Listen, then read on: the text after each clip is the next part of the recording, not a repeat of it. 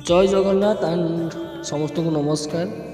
तो मु काली गोटे कम्युनिटी गोटे पोस्ट करी देखिए से पोस्टा फास्ट कौन से पोस्टा तो पोस्टा देखो करी 18 घंटा पूर्व करी एंड से 34टा भोट होती ओडिया रामायण किए रचना करते।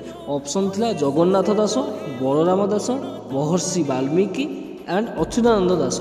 तो किछि लोक अच्युतानंद दास को भोट कर, महर्षि वाल्मीकि को भोट कर, बलराम दास को भोट कर, जगन्नाथ दास को भोट कर।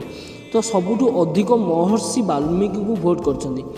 तो मु समस्त को गोटे कथा कही रखा चाहूँगी जे रामायण को महर्षि वाल्मीकि रचना करते किंतु ओडिया रामायण को ओडिया भाषा रे बलराम दास रचना करते। तो ये देखो मु कमेंट रे लिखी भी देजे सठिक उत्तर होची बलराम दास।